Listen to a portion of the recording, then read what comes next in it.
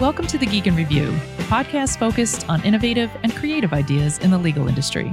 I'm Marlene Gebauer. And I'm Greg Lambert. And we are joined by, at least chronologically, our final guest. I don't know how we're going to release these, but Kelly Griswold is the CEO from Onna. Kelly, thanks for taking time to talk to us. Thank you so much for having me here and for letting me wrap this up for you. That's cool. So, Kelly, what brings you to LegalWeek, and how are you going to use this event to interact with customers or potential customers, and gather new ideas to bring back with you?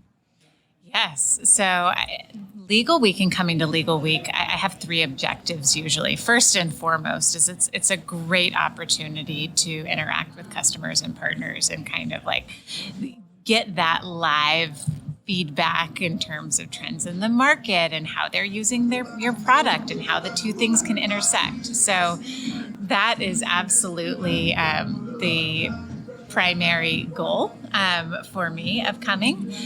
Secondarily, I think just what's the buzz? What are people doing? And it kind of helps you get like that injection of innovation in the legal tech industry.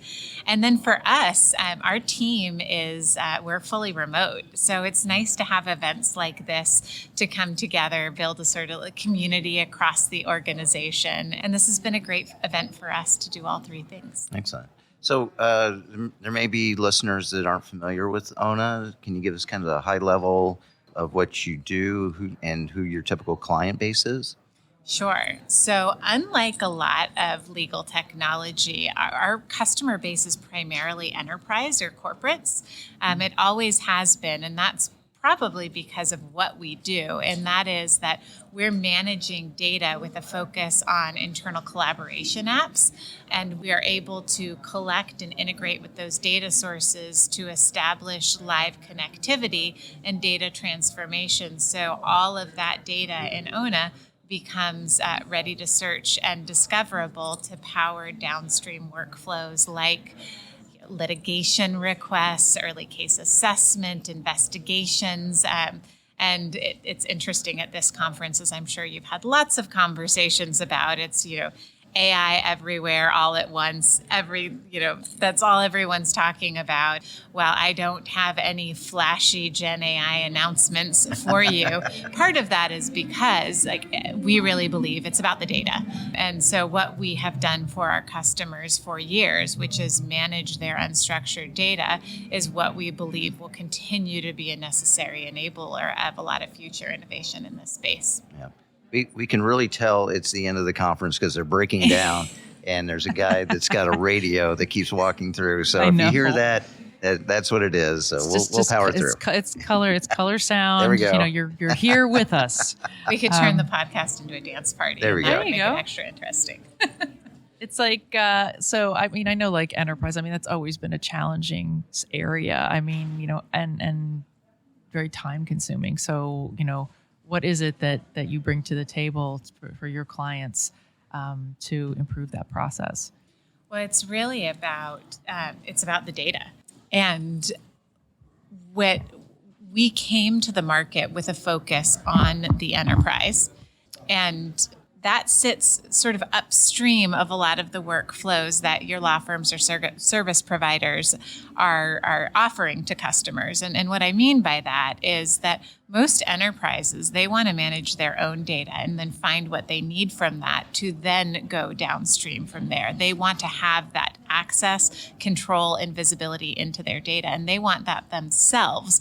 And that's really the challenge that we've been solving ever since we formed the company, years ago. So that's, I think, what's helped us crack that enterprise nut is that we're taking workflows that have historically been very kind of transactional and linear, which is I need to get information from my data. I'm going to first collect it, and then I'm going to process it, and then I'm going to review it. And really a better way of doing that is investing in building a data foundation so it's there when you need it. And then you're skipping to step sort of 3 or 4. And that's something that's a value proposition that is much more acutely realized by enterprises who are avoiding that sort of downstream cost by being able to have much better visibility and control over their data. Yeah, we were joking, and I have said it many times this week that we had that 25-year-old overnight problem of, wow, our data is really not great. And every time there seems to be this advancement in technology, whether it's database structures, whether it's large language models as it is now, we go back to that problem of, boy, our data is really crappy. Yeah. And so, how do we fix that? Do you see, I know this is something that Onna's been doing for a while.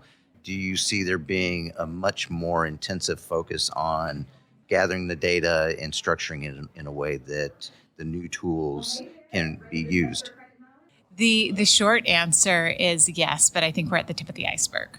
I think that what we are seeing from our customers is the trend and the noise around Gen AI has maybe taken some of the discussion out of how important your unstructured data is and building that data foundation. So this trend of companies now need to have control over and visibility into all of the data in their collaboration applications for e-discovery or other use cases, that kind of started in 2020, and it's been emerging really fast. So this sort of data and application proliferation inside the enterprise, people are talking less about it. It doesn't mean it's less of a challenge. And so we're talking more about generative AI. And last year was the year of experimentation. This year is the year where companies are looking to implementation. And you talked about that like age-old problem. So the ones who have moved from experimentation to implementation are pretty quickly circling kind of back to basics. And they're like, oh my gosh, garbage in, garbage out. What I really need to be doing right now is not tinkering with a bunch of large language models and fine-tuning them and whatnot. It's about figuring out how I get my data in order and then how I can use that to sort of more transparently and sustainably adopt these new technologies that I now have access to drive meaningful outcomes for my company. Yeah, clean up first, do the process, clean up first and then start the experimentation. Yeah, and I think, we're not starting from square one here.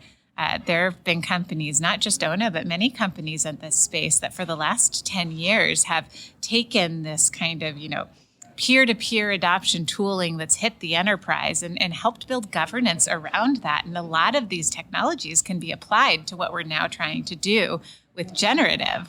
But I think on the positive side, there's this halo effect where everybody's talking about it, but it's bringing awareness into some of these fundamental investments that you're finally realizing there's more value to you carving out the time to making. Tell us about some of the big accomplishments for the company. What are some of your goals, on the agenda for the upcoming year or two?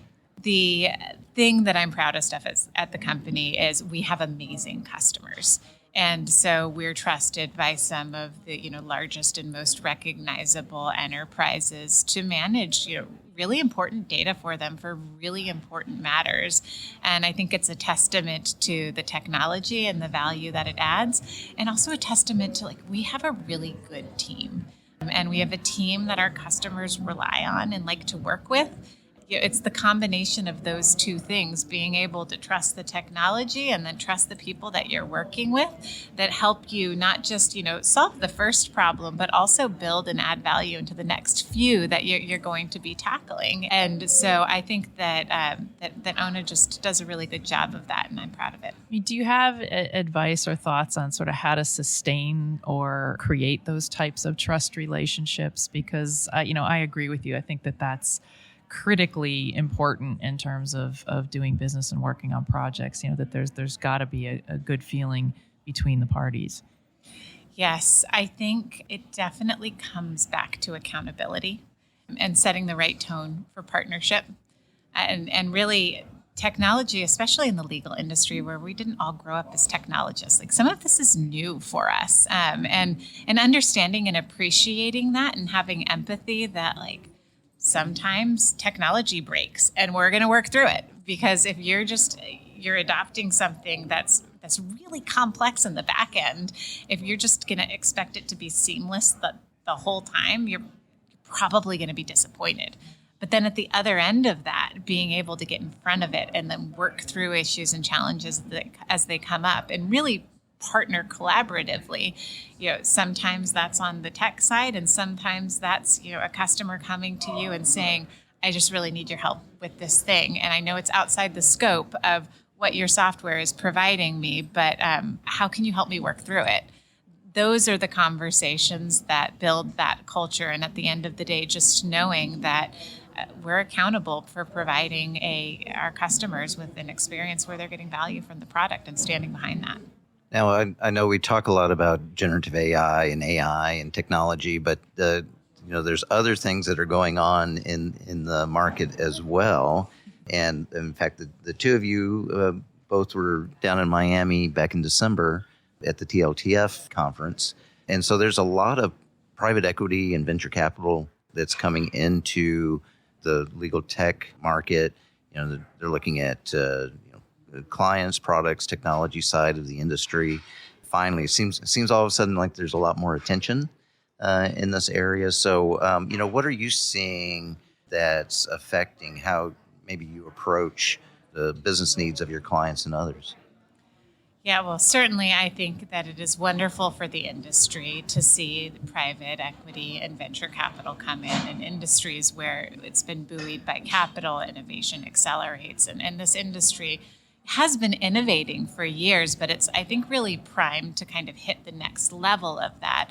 And this all comes back to the fact that it's the confluence of the prevalence of unstructured data inside of organizations.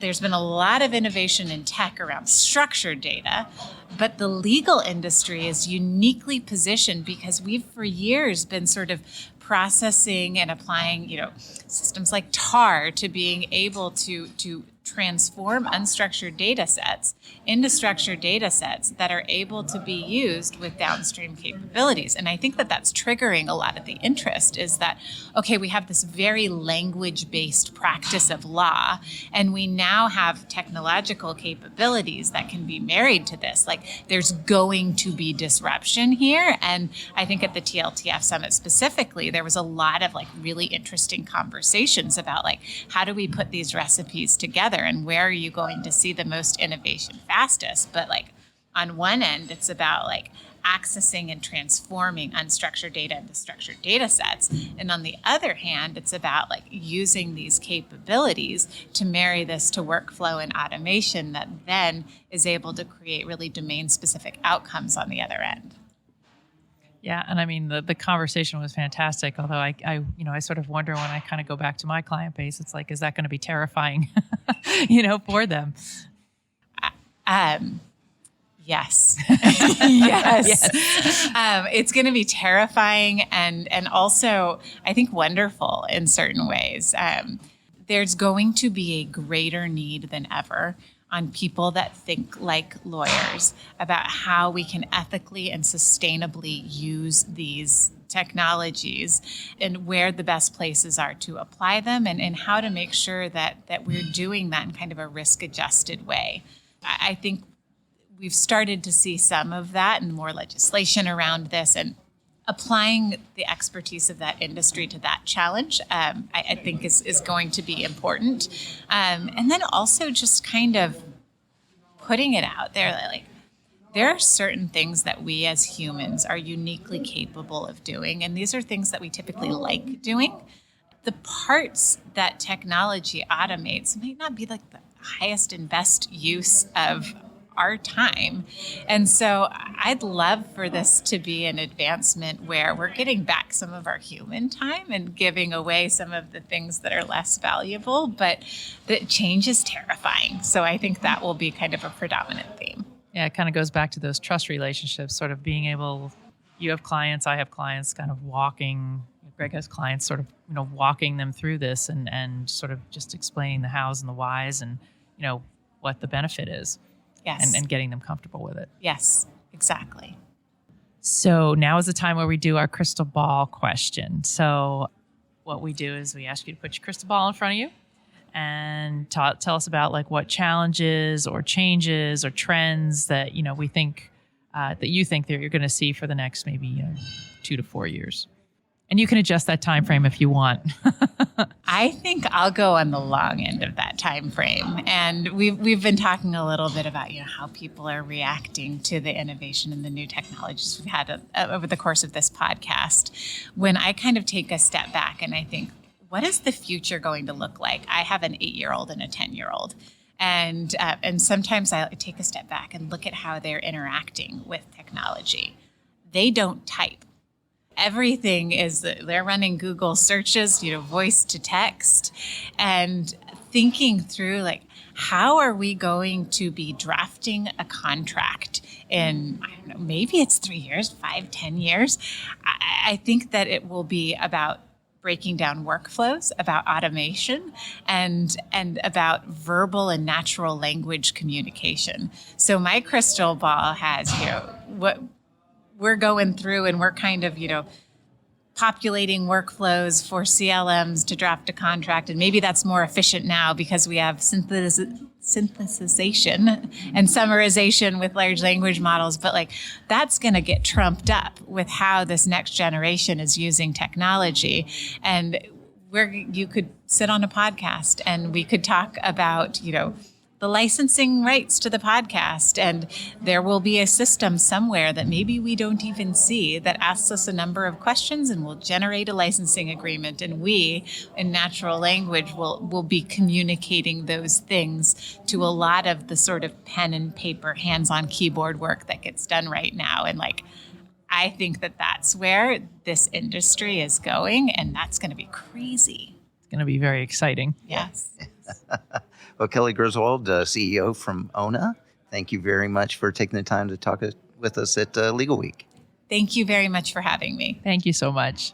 And thank you, all of our listeners, for taking the time to listen to the Geek in Review podcast. If you enjoyed the show, share it with a colleague. We'd love to hear from you, so reach out to us on social media. I can be found on LinkedIn or on X at Gebauer M, and on Threads at mgebauer66. And I can be reached on LinkedIn and on X at Lambert. Kelly, someone wanted to learn more about you or Onna. Where's the best place to find you? Well, you can certainly go to our website at onna.com, ONNA, and you can absolutely reach me on LinkedIn. Terrific. And as always, the music you hear is from Jerry David DeSica. Thank you very much, Jerry. All right. Thank you, Jerry.